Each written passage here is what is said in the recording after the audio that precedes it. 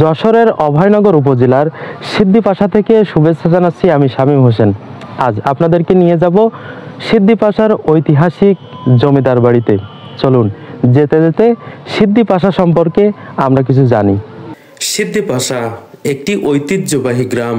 পশ্চিমে ভৈরব নদ এবং দক্ষিণে আত্রাই নদীর কোল ঘেঁষে গড়ে উঠেছে গ্রামটি। 324 বর্গ কিলোমিটারের সিদ্দিপাশা ইউনিয়ন প্রাচীন ইতিহাস আর ঐতিহ্য আজও ধরে রেখেছে। সিদ্দিপাশা গ্রামটি ছিল যশোর অঞ্চলের প্রাচীন জনপদগুলোর অন্যতম। এখানে একজন সিদ্ধি পুরুষ বাস করতেন।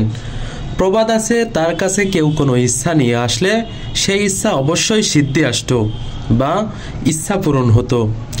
তিনি সিদ্ধি প্রদানে পাশা বা সিদ্ধি প্রদানে নিশ্চিত ছিলেন। তখন থেকে এলাকাটি সিদ্দিপাশা নাম পায়।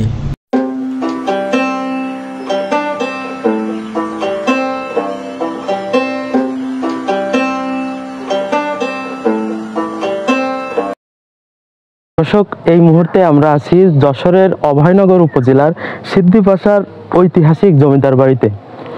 নবাব সিরাজউদ্দৌলার নানা আলীবর্দী খানের শাসনামলে 1750 খ্রিস্টাব্দে নড়াইলের কচুবাড়ি হতে সুবল ভদ্র সিদ্দিপাশার সোনাতলা এলাকার ভৈরব নদের পাড়ে এসে বসবাস শুরু করেন। তিনি ছিলেন নড়াইল জমিদার বংশের গাতিদার। সুবল ভদ্রের ছেলে কাশীনাথ ভদ্র, কাশীনাথ ভদ্রের ছেলে প্রাণহরি ভদ্র। তৎকালীন যশোরের চাচড়ার রাজার প্রধান দেওয়ান হরিরাম মিত্রের সহযোগিতায় ইংরেজ সরকারের কাছ থেকে কাশীনাথ ভদ্র কিছু জমিদারি নিলামে ক্রয় করেন। 1910 খ্রিস্টাব্দে প্রাণহরি ভদ্র 7 বিঘা জমির উপর এই জমিদার বাড়িটি প্রতিষ্ঠা করেন। জমিদার বাড়িতে ছিল একটি কাচারি ঘর, একটি পাটকক্ষ, 2টি পূজা মণ্ডপ, 2টি এল টাইপের অন্দরমহল, 2টি রান্নাঘর, একটি বাজানদার ঘর নিয়ে বিশাল এলাকার উপর নির্মিত অনিন্দ সুন্দর জমিদার বাড়ি দেখলে এখনো বিস্ময় অভিভূত হয়ে যেতে হয়। অপূর্ব কাচারি বাড়ির জৌলসময় অতীত ঐতিহ্যের অনুপম প্রকাশ।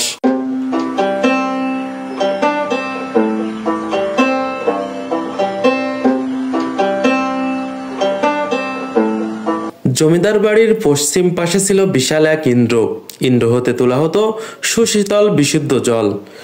জমিদার বাড়ির আশেপাশে রয়েছে আরো কয়েকটি পাকা ভবন এবং শান বাঁধানো পুকুর ঘাট, যা জমিদার বংশধর এবং অভিজাত লোকদের বসত বাড়ি হিসাবে ব্যবহার হতো।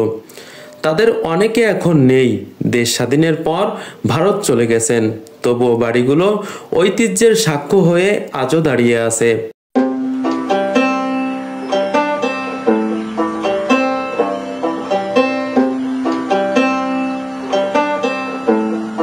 জমিদার বাড়িতে আসার জন্য ভৈরব নদের পাড়ে দোল মন্দিরের সামনে রয়েছে 2টি ঘাট। কালের বিবর্তনে একটি ঘাট হারিয়ে যেতে বসেছে।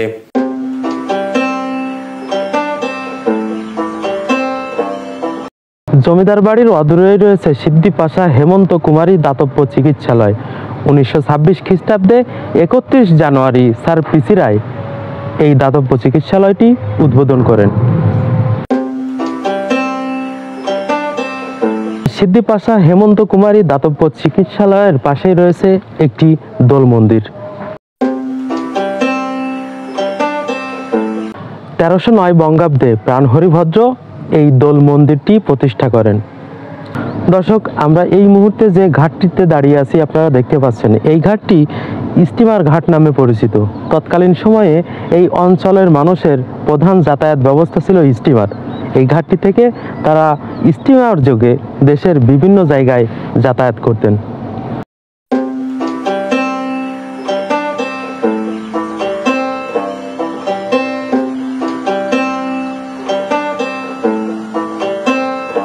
এই স্টিমার ঘাটের পাশে রয়েছে আরেকটি ঘাট। 1335 বঙ্গাব্দে বিপিন বিহারী দত্তের স্মৃতি স্মরণে তদীয় পুত্র সতীশচন্দ্র রায় ঘাটটি নির্মাণ করেন। বাংলাদেশের প্রতিটা উপজেলায় কম বেশি দর্শনীয় স্থান রয়েছে। অভয়নগর উপজেলার দর্শনীয় স্থান কোনটি? এই প্রশ্নের উত্তরে বলতে হয় পুরো অভয়নগর উপজেলায় একটি অনবদ্য দর্শনীয় স্থান। দর্শক, আজ এই পর্যন্তই।